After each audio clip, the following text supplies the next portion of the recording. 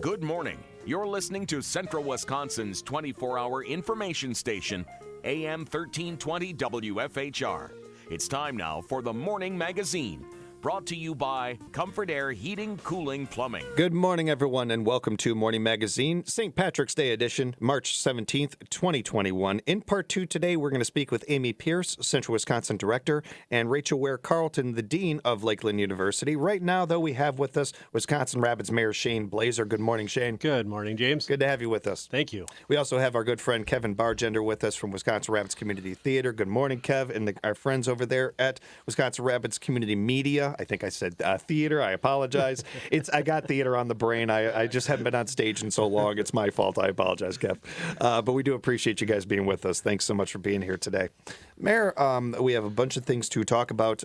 Before we get to any of that, how are you and yours doing? How's everybody holding up? We are well. I appreciate it. Thank you. And you? Good. Doing good. Excellent. Doing very well. Like a lot of us, just, getting through.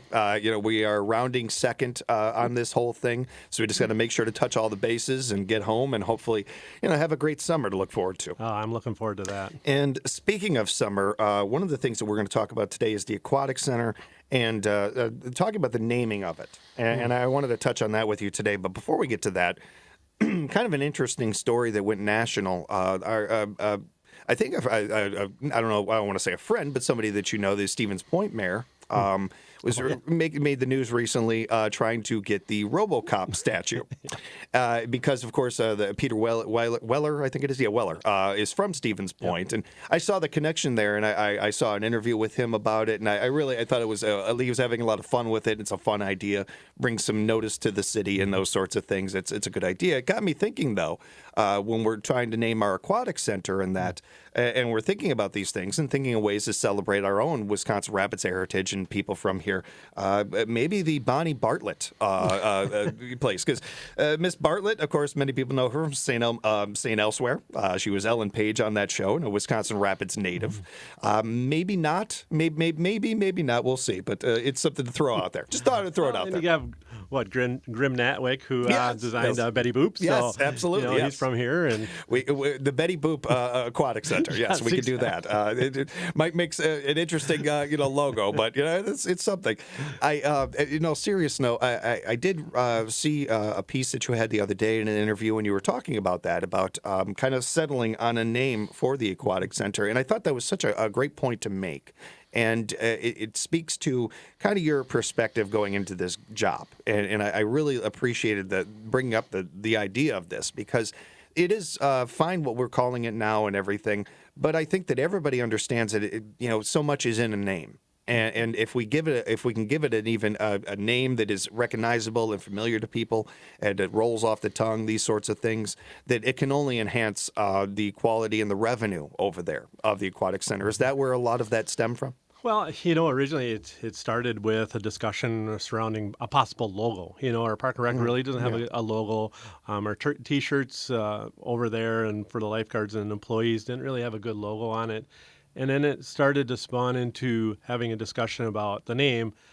Originally, by the sounds of it, the name was just on a document for construction and bid documents. They didn't have an official name, so they just called it what it's being called now. And I think it should be something that our Park and Rec Commission and our community kind of decides. If this is what they want to call it, that's fine. But ultimately, this is located at Whitterfield, and historically, it's been Whitterfield. So there should be some kind of wraparound or tie into Whitterfield, and trying to come up with what we want to call it. Yeah.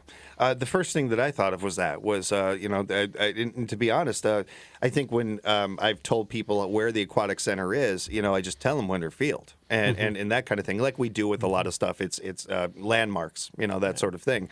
So I feel like the name is almost right there for you to just name it that. But whatever is decided, I think is going to be just giving it a name. I think that's a good idea. And calling it Wisconsin Rapids Recreational Complex, well, we know it's in Wisconsin Rapids. So it becomes a mouthful to say. And then now it's being abbreviated. And, and if that's what it is and the community wants, that to be it, I'm fine with that, but I just think there should be a discussion about it. Yeah, and that's the point that I think is really overall here, is just having a discussion about it and kind of hammering this out and having everybody talk about it instead of it being kind of something where we it's in our thoughts, but we don't really have a meeting about it or anything like that. It's a good call and something that you guys are kind of in the works on that's going to be on the docket at some point. Yeah, they recommended that we bring back Park and Rec. Suggested to staff that we bring back some options next month, whether it be some ideas or a contest or, a community involved kind of thing. I think we thankfully we've learned not to do the online thing. You don't want to ask the public because we're going to get a million names that we can't say on the air. So that's not going to end very well for anybody. But I do think bringing the public involved in their feedback is certainly always helpful and good, and something that you and your staff have been very good about. Always looking for the public's feedback and where that's coming from and what people have to say. Yeah, and it's the community that's ultimately paying for it through the bonding. So, having them be a part of that is important to me. One more thing I wanted to mention about the Aquatic Center. We have great news to let people know that the Aquatic Center is going to be opening June 7th, I believe. That is correct. All right. June 7th. Right now, Park and Rec made recommendations that we open it with no geographical restrictions. They suggested we try, and it's kind of a long discussion about, the number. Last year we had 450. Some people thought it was a good number. Some people thought that it might have been at its max capacity at that point. So, the max capacity is like 822. And so the suggestion was, let's try 600, open at 600 and see what that kind of looks like.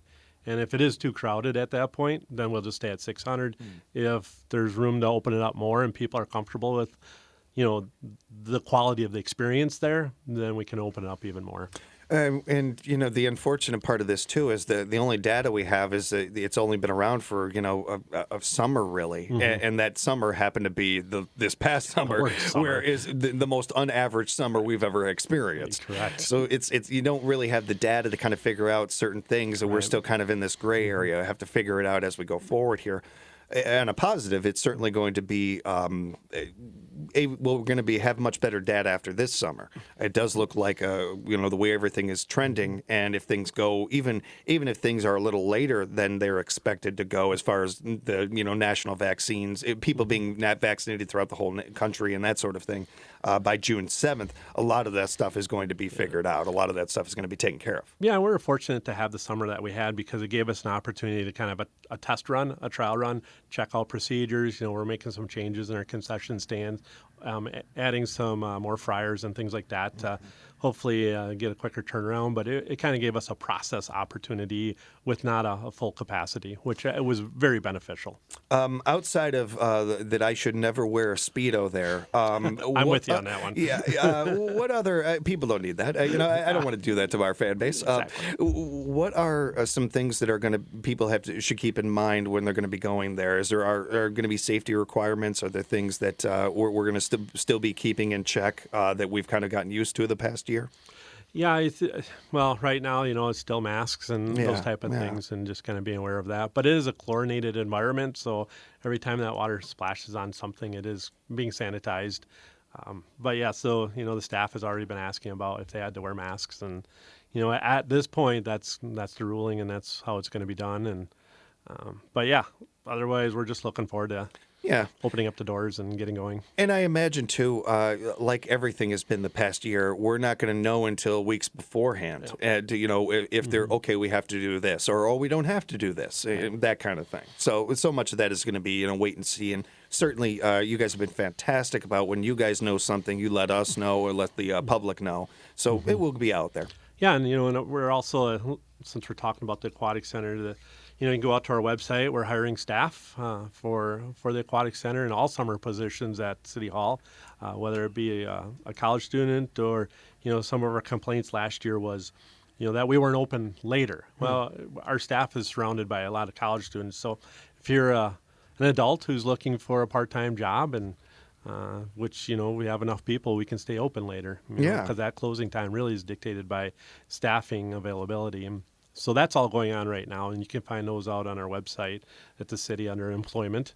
Yeah, I saw that on the website, and I noticed that I had that in my notes here. I wanted to make sure we mentioned it. I appreciate you bringing it up. It is because one of the things that stood out to me about that is certainly, we're always looking to create more jobs. We're always looking to do that kind of thing. And I feel like that was one of the things that got lost in the shuffle a little bit when we were first talking about should we do the Aquatic Center, should we even have it, and all these things. It's already made, so there's no going back, obviously. And as long as we have it. I think looking at the positives, and one of those positives is stuff like that. I don't care if it's 3 jobs. That's 3 more jobs than we would have had without.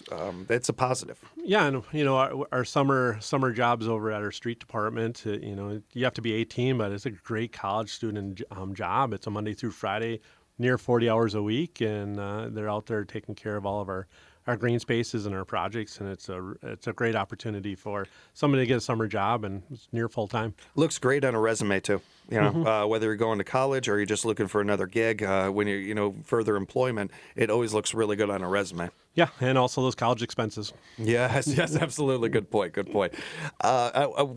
Unfortunately, we of course we're looking outside. We've got snow coming down. Thankfully, it's not sticking and it's not too much or anything like that. It has been a weird winter, that's for sure, where we've gone, so much of it without any, and then we get bombarded. How has it been going for the plows and the funding on that? How is everything going there? Yeah, that's been a good winter, I guess, in that sense. We haven't had a crazy plowing, where we spend even a lot of time pulling out snow from A Street and some of the downtown areas. So we haven't had a large amount of that, which is always great on the budget. And so it's sitting there ready to go in this next fall, because when winter starts before the end of the year, and we're kind of ready to go there. And kind of piggybacking from there, how has it been going with the street updates and things like that? Not only the current ones going on, but mapping that out and planning that. I was really curious about the latter part of that, the mapping it out and looking ahead and everything. Because it's been so hard to predict what's not only the weather we're going to get, but what's going to happen in the world. And so I was a little curious about how that's going. Yeah, so if you go out to our website, there's an icon that says street closures. So you can go out there and you can check out upcoming street closures.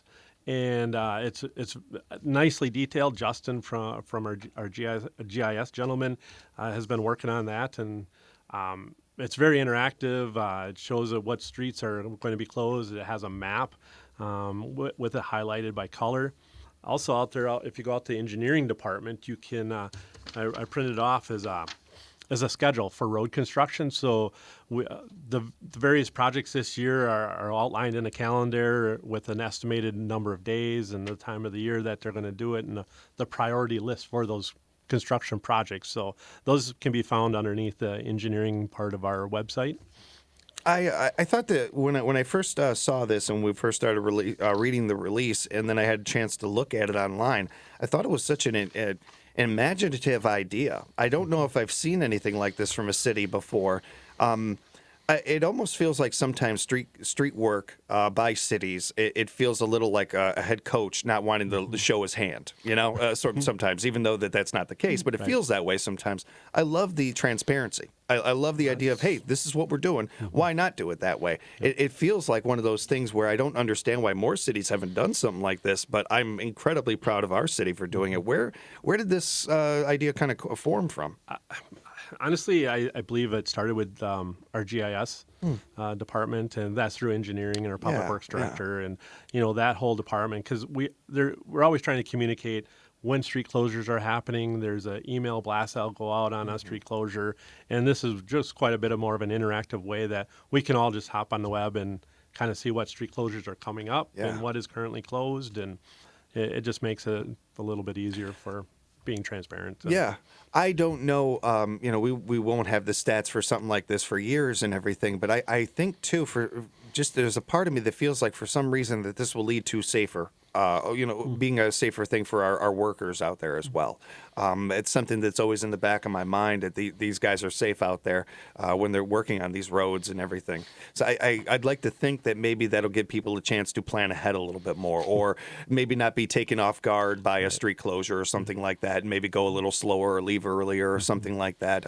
It can't hurt, I imagine. Yeah, I agree. We're all creatures of habits, and we all take our same routes, and all of a sudden you hit a street closure, you're like, oh, no, what do I do? And then that frustration. But yeah, if we can avoid that, because we want to make sure to keep our street workers safe and make sure there's no accidents. And we've had them in the past, and we definitely don't want any in the future if we can avoid it. And so it's that time of the year. It's construction season in Wisconsin, so we all need to be a little bit more aware of Orange cone season. Orange cone season, yes, it we is. have winter and orange cone season, and we're starting orange cone season. I do want to give Director of Public Works, Joe Terry, a shout out, though, because it is a really cool thing to come up with, to have. And I know it's not just Joe, but just to give him a credit on that and everything, because that is one of those gigs when it comes to serving your community that I love. I do enjoy talking to Joe, but I think that there's so much depth to that job that I don't even know. It's one of those gigs where you look at it and like, I bet there's a lot more going on there than I even realized. Yeah, there's, that position has to oversee a large operations, and so there's a lot to it, and it's not all exactly tied in the same. It's different, so you got to have some knowledge, and he does a great job on the high level information and having that knowledge. And and our staff at City Hall, we encourage them to be creative and come up with ideas, and which hopefully ultimately makes it better for all of us citizens. Yeah. Again, you can find out more about the new interactive street closure map going to the city's website, wirapids.org, and just clicking on the roadwork icon. One of my favorite parts of our city is our zoo. I love our zoo. I took my kids there a bunch when they were little things, and we had so many great memories over there that are just popping in my head right now and everything. It's a fun place, and I understand that there's going to be some upgrades going on to the zoo. Yeah, actually, they've been working on some upgrades, like a new entrance, and there's a remodel on a parrot cage, I believe, and some of those things are going on. Do some painting in there, and they do an amazing job for a town our size. Obviously Marshfield's got quite the zoo, but for our local zoo here, it's a lot of fun, and you get to see the animals, and Ron over there does a really great job. They do such a good job over there. They're really good work, and I know how much it means to the community and everything. So to be able to talk about them is one thing, but then to talk about some additions being added on over there or anything like that, it's really cool to see. How much is the city in charge of the zoo or work with the zoo, or how does that dynamic work exactly? So our zoo is ran by our city. Okay. So our street is through our street department and our park and rec department. We lease the animals, so we basically rent the animals for the season and bring them in, and we have a caretaker there, and we have some staff that work in the petting zoo, and then just the maintenance and the upkeep to make it look well, and the amazing flower displays there, and all the gardening that's been done there it's a nice place to go relax, and like you said, take your family and your kids and kind of enjoy some time there. I especially if I'm having a rough day or something like that, I'll just go there just to just enjoy myself for watch the monkeys. Yes, absolutely.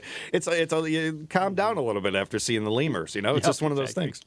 I did want to ask you before we let you go if there was any updates or with the Verso situation. So that's a good point. I'm glad you brought that up, because on March 30th, we plan on coming here at 10 o'clock in the morning with a couple of people from the Consolidated Co-op Group, or the timber professionals, which ultimately started the concept or the thought of a co-op idea to purchase the mill.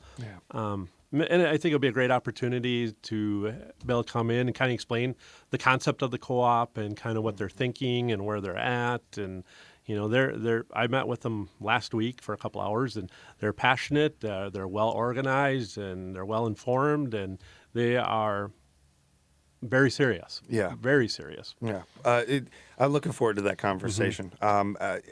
As far as for right now, what we can tell people about it, it does seem like that, because you seem very much like a realistic person, and I hear hope in your voice when you're talking about it. So that stands out to me. That certainly there is some some positive to this. Yeah, and you have to be optimistic, and the concept or the idea, we're talking about Wisconsin people owning this, where, I guess I'm going to favor that option over a foreign investor or an investment group. These people are directly, passionate about, they're timber people. They're trying to find a place for their product, and that whole supply chain, and having that all tied together to produce a product here, which hopefully can get that mill going again and some people employed there. I think it's a great concept, and we have to be open-minded and give it some serious consideration. Yeah, being open-minded is going to really only benefit us when it comes to this, and it's something that I know that we've heard a couple of people say when it comes to this subject. One of the key things to me about this that seems to really be standing out too is that the relentlessness of this, the Rapids Together Task Force or this co-op, different people seeing an opening here and seeing an opportunity here and wanting to make something happen with it.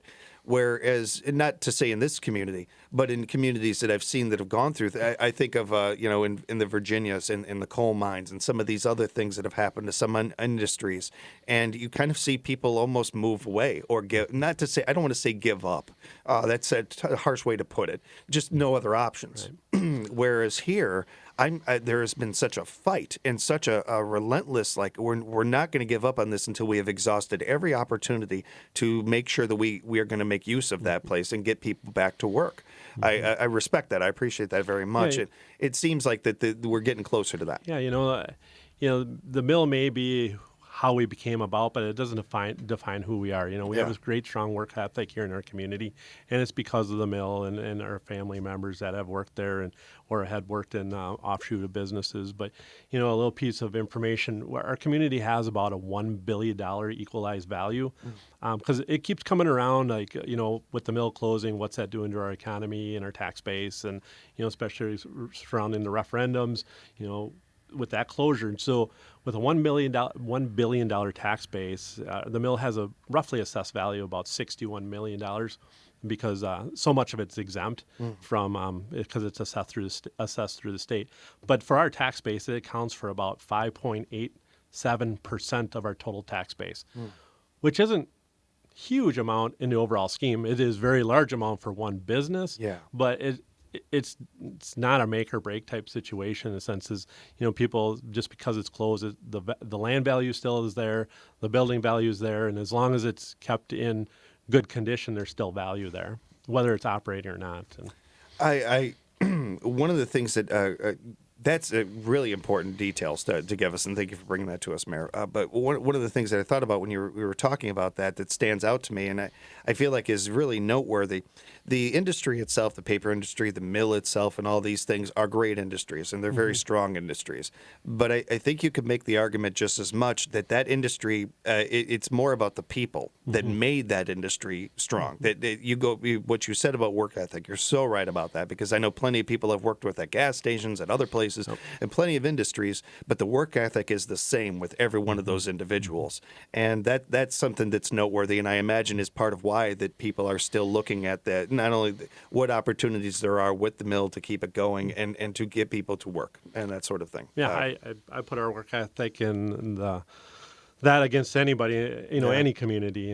We've had an amazing workforce here, and it's been here for a long time, and it's still here, and they're still working in other mills and other industries and cranberries, and we're hardworking people here, and that's an asset. Before we let you go, is there anything you wanted to touch on? Yeah, one quick thing. We got a note because of Kevin being here, the Midwest Media Fest. They submitted 13 videos there, and they received 11 awards, 2 merit, 7 achievement awards, and 2 excellence awards. That's fantastic. That's a very good, quite a step even up from last year, and it's. Congratulations to them. Going to have get that awards, chamber a little bit bigger and everything, exactly. You guys. It's going to be good. I'm still trying to get them to let me do a talk show, a nightly talk show over there. So I feel like that's something I'm going to have to work with Joe and Kev. I'm going to have to bribe them. But we do appreciate the great work that they do. It's another one of these things, like with the zoo or some of these other things we talk about. We're so fortunate in this area to have something like that and to have some great people like that. Don't tell them I said that. It'll go to their head. But they are really good at what they do over there. We appreciate them. And make sure you get a hold of Ryan Hartman and our HR staff over at City Hall to look for summer employment. Mayor, always appreciate the time. It's always good to see you. We'll talk again real soon. 30th. Yes, the 30th. Looking forward to it. Thank you. Forward to it. And thanks for everything you do, sir. Oh, thank you. I appreciate it. We appreciate our friends Kev and Joe and everybody over at Wisconsin Rapids Community Media as well. Appreciate you guys over there. Thanks for everything. We'll be back with more Morning Magazine in just a few right here on AM 1320 WFHR.